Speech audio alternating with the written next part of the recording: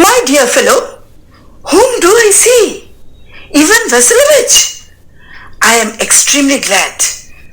Now this is a surprise. My darling, how are you? Thank you. And how may you be getting on? We just get along somehow, my angel. Do your prayers and so on.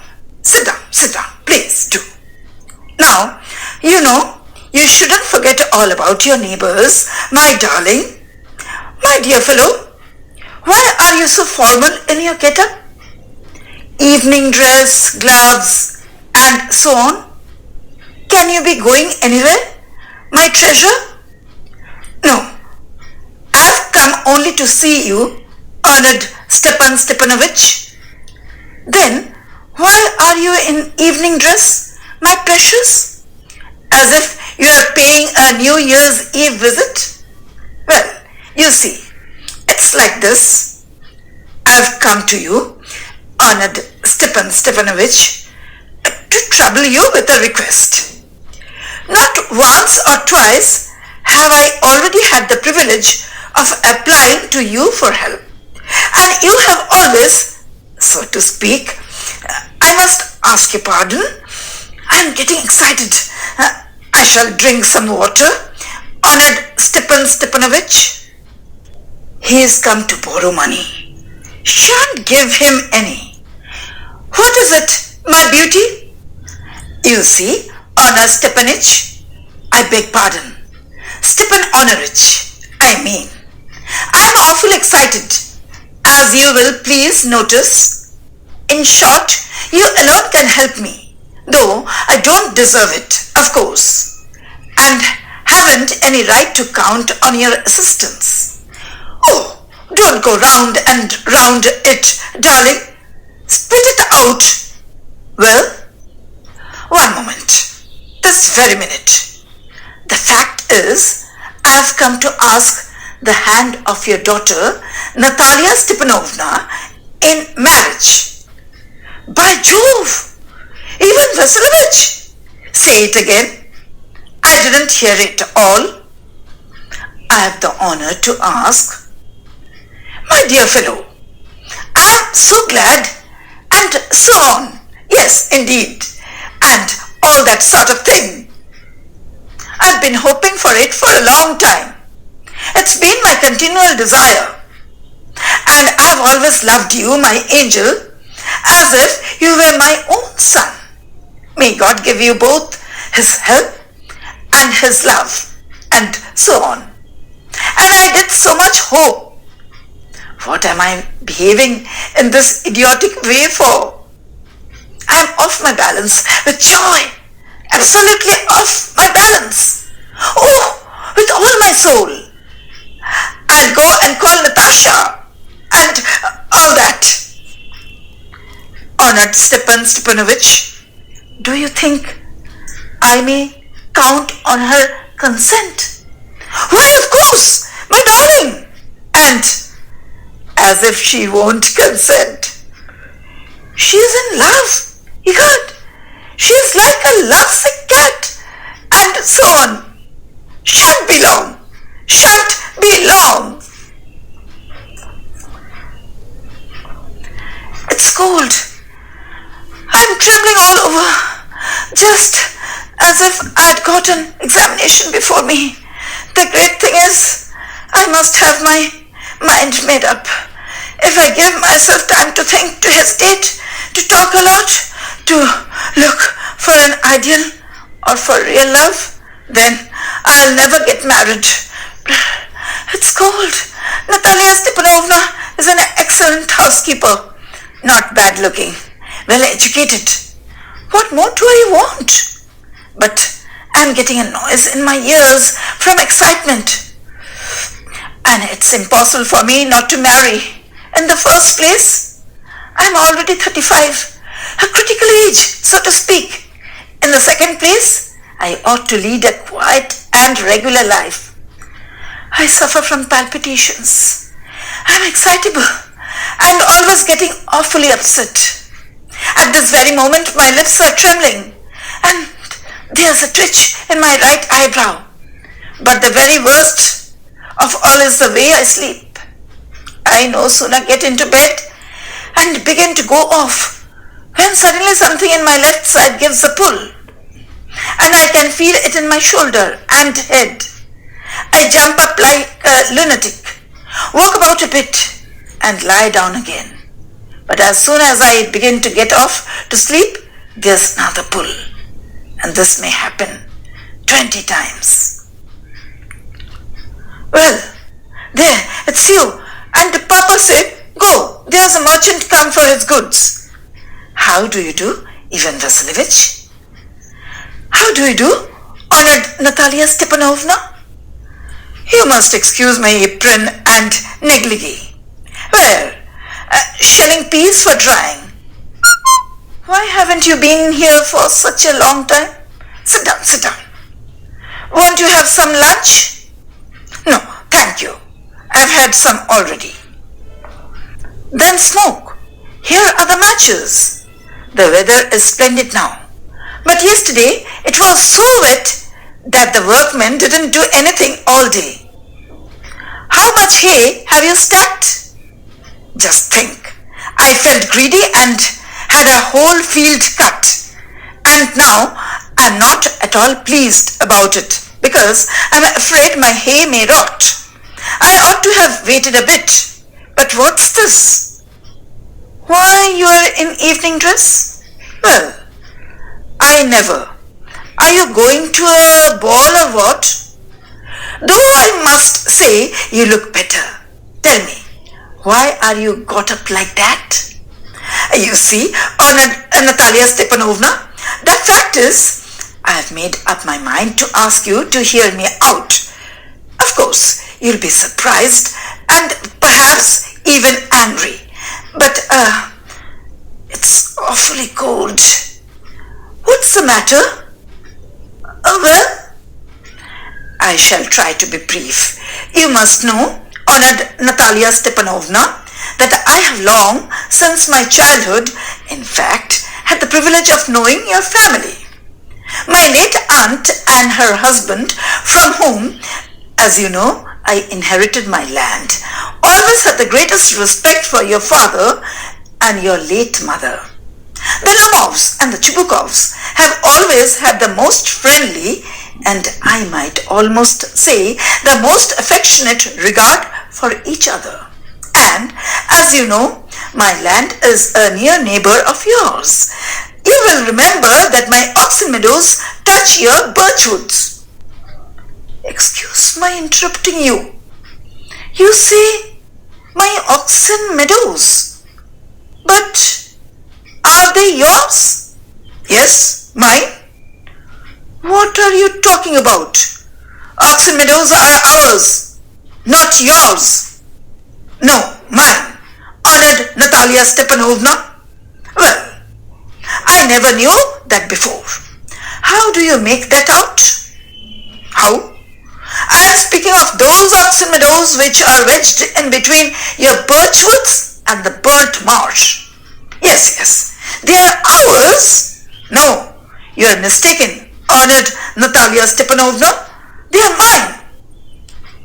Just think, Ivan Vasilovich, how long have they been yours? How long?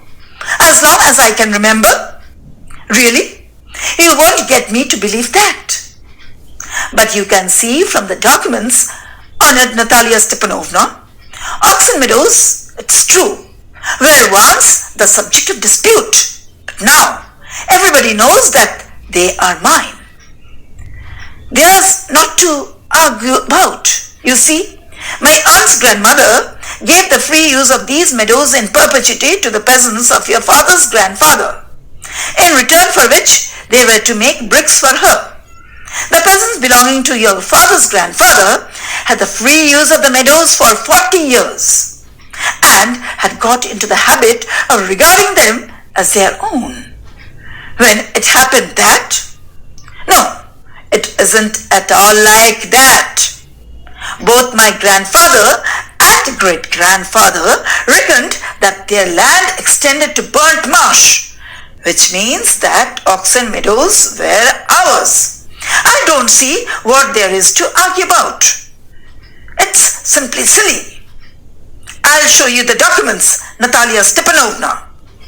No, you're simply joking or making fun of me. What a surprise! We've had the land for nearly 300 years, and then we are suddenly told that it isn't ours. Ivan Vasilovich, I can hardly believe my own ears. These meadows aren't worth much to me.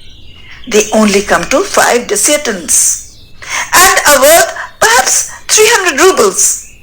But I can't stand unfairness. Say what you will, but I can't stand unfairness. Hear me out, I implore you. The peasants of your father's grandfather, as I have already had the honor of explaining to you, used to bake bricks for my aunt's grandmother. Now my aunt's grandmother, wishing to make them a pleasant, I can't make head or tail of all this about aunts and grandfathers and grandmothers. The meadows are ours, and that's all. Mine. Ours. You can go on proving it for 2 days on end. You can go and put on 15 dress jackets. But I tell you, they are ours, ours, ours. I don't want anything of yours. And I don't want to give up anything of mine. So there. Natalia Ivanovna, I don't want the meadows, but I am acting on principle. If you like, I'll make you a present of them. I can make you a present of them myself because they're mine. Your behavior, Ivan Vasilovich, is strange, to say the least.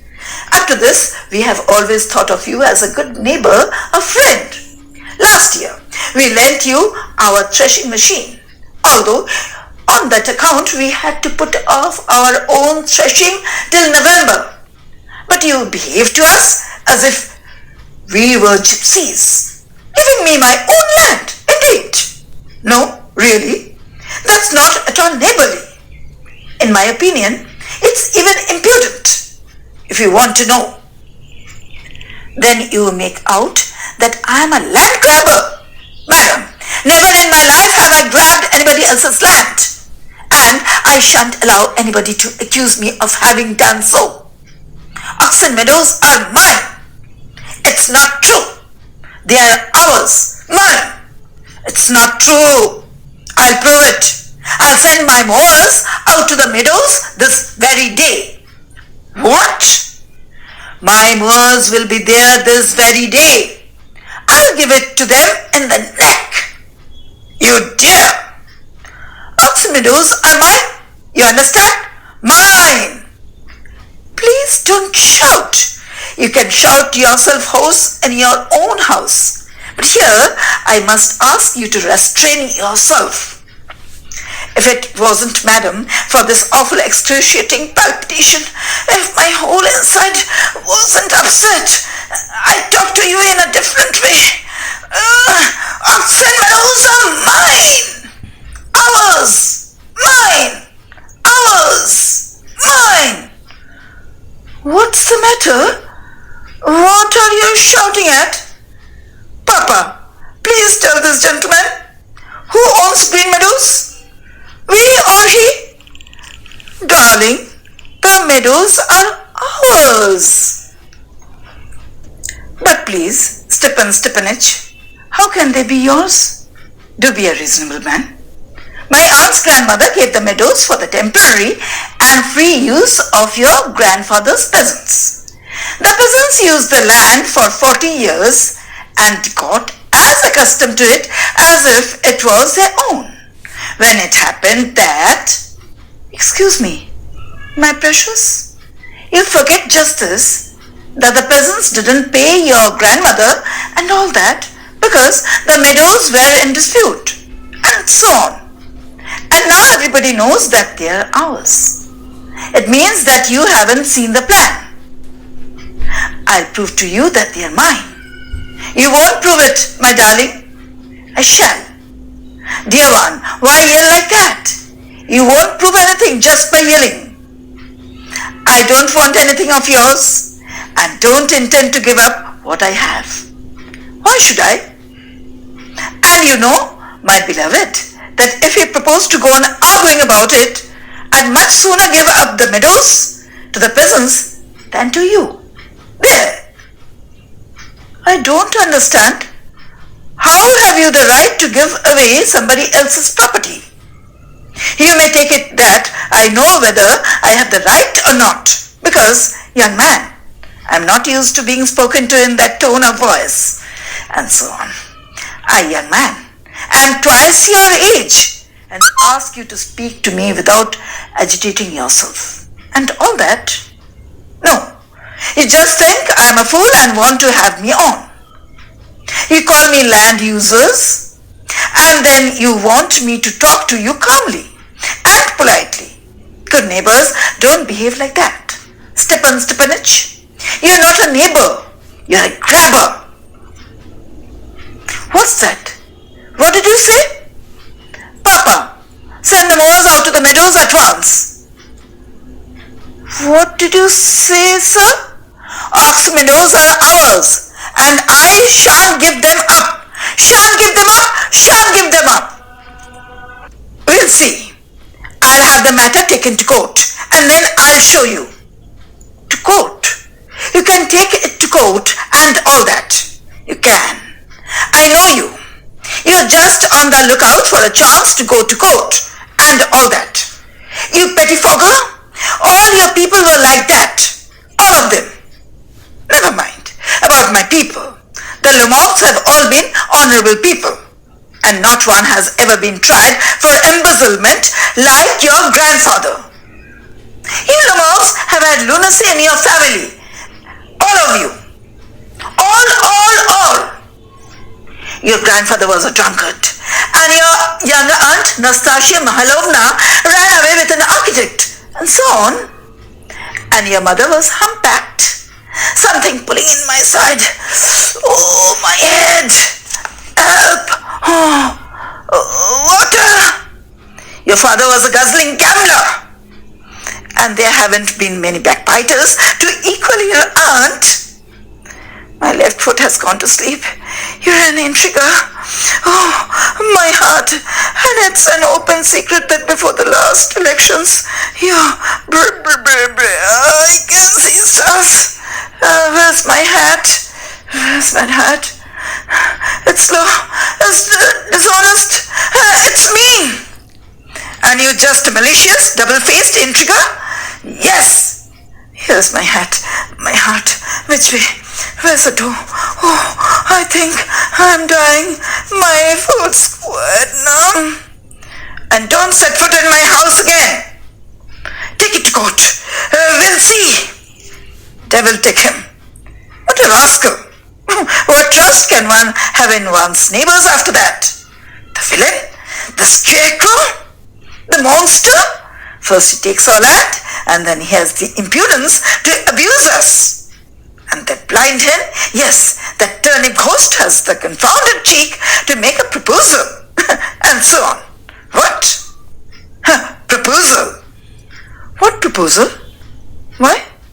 He came here so as to propose to you? To propose? To me? Why didn't you tell me so before? So he dresses up in evening clothes, the stuffed sausage, the Weizenfest frock, to propose to me. Bring him back. Bring home here. Quick, fetch him. What's that? What's the matter with you? Oh, unhappy man, I'll shoot myself. I'll hang myself. I'm dying. Fetch him. At once, don't yell. What have they done to me?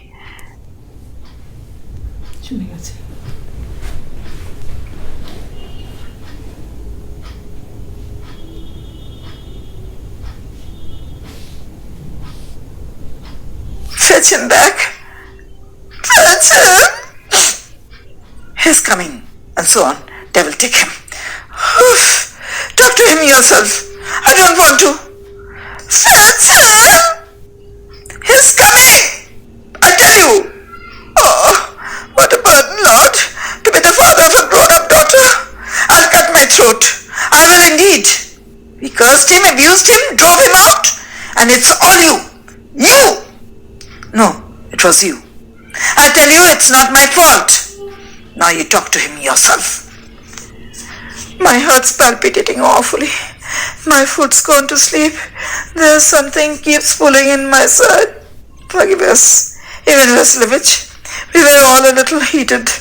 I remember now. Oxen meadows really are yours. My heart's beating awfully. My meadows, my eyebrows are both twitching. The meadows are yours. Yes, yours. Do sit down. Do sit down. We were wrong. I did it on principle. My land is worth little to me. But the principle, yes, the principle. Just so. Now let's talk of something else. The more so, as I have evidence. My aunt's grandmother gave the land to your father's grandfather's peasants. Yes. Let that pass. I wish I knew how to get him started. Are you going to start shooting soon? I'm thinking of having a go on it, Natalia Stepanovna, after the harvest. Oh, have you heard? Just think, what a misfortune I have had. My dog Guess, whom you know, has gone lame. What a pity. Why? I don't know. Must have got twisted or bitten by some other dog. My very best dog, to say nothing of the expense. I gave Mironov 125 rubles for him. It was too much. Ivan Vasilovich, I think it was very cheap. He is a first-rate dog. Papa gave 85 rubles for his Squeezer. And Squeezer is heaps better than Guess. Squeezer better than Guess? What an idea! Squeezer better than Guess. Of course, he's better. Of course. Squeezer is young. He may develop a bit, but on points and pedigree, he's better than anything that even Volchanetsky has got. Excuse me, Natalia Stepanovna, but you forget that he is overshot. And an overshot always means the dog is a bad hunter. Overshot, is he? The first time I hear it. I assure you that his lower jaw is shorter than the upper. Have you measured? Yes. He's all right at following, of course, but if you want him to get hold of anything, in the first place, our Squeezer is a thoroughbred animal, the son of harness and chisels. Well, there's no getting at the pedigree of your dog at all. He's old and as ugly as a worn-out cab horse. He is old, but I wouldn't take 5 Squeezers for him. Why? How can you? Guess is a dog. As for Squeezer, well, it's too funny to argue. Anybody you like has a dog as good as Squeezer. You may find them under every bush, almost. 25 rubles would be a handsome price to pay for him. There's some demon of contradiction in you today, Ivan Vasilovich. First you pretend that the meadows are yours. Now that Guess is better than Squeezer. I don't like people who don't say what they mean, because you know perfectly well that Squeezer is 100 times better than your silly Guess. Why do you want to say it isn't? I see, Natalia Stepanovna, that you consider me either blind or a fool. You must realize that Squeezer is overshot. It's not true. He is. It's not true. Why shout, madam? Why talk rot? It's awful. It's time your Guess was shot, and you compare him with Squeezer. Excuse me. I cannot continue this discussion. My heart is palpitating. I noticed that those hunters argue most who know least. Madam, please be silent. My heart is going to pieces. Shut up! I shan't shut up until you acknowledge that Squeezer is 100 times better than your guess. 100 times worse. Hang your Squeezer! Squeezer! His head, eyes, shoulder. There's no need to hang your silly guess. He is half dead already. Shut up! My heart's bursting! I shan't shut up. What's the matter now? Papa, tell us truly, which is the better dog? Our Squeezer or his guess? Stepan Stepanovich, I implore you to tell me just one thing. Is your Squeezer overshot or not? Yes or no? And suppose he is. What does it matter? He is the best dog in the district for all that. And so on. But isn't my guess better? Really? No? Don't excite yourself, my precious one. Allow me. Your guess certainly has his good points. He's purebred, firm on his feet, has well-sprung ribs, and all that. But my dear man, if you want to know the truth, that dog has two defects. He is old and he's short in the muzzle. Excuse me, my heart.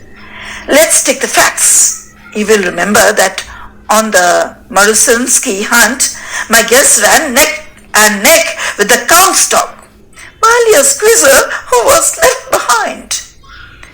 He got left behind because the Count's whipper in hit him with his whip. And with good reason. The dogs are running after a fox, when Squeezer goes and starts worrying a sheep. It's not true, my dear fellow. I am very liable to lose my temper. And so, just because of that, let's stop arguing. You started because everybody is always jealous of everybody else's dogs. Yes, we are all like that. You too, sir, aren't blameless. You no sooner notice that some dog is better than your guess, than you begin with this, that, and the other, and all that. I remember everything.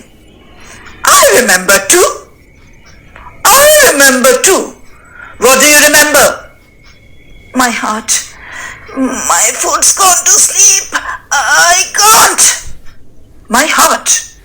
What sort of a hunter are you? You ought to go and lie on the kitchen oven and catch black beetles, not go after foxes. My heart. Yes, really. What sort of a hunter are you, anyway? You ought to sit at home with your palpitations and not go tracking animals.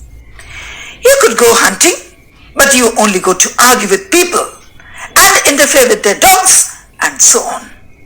Let's change the subject in case I lose my temper.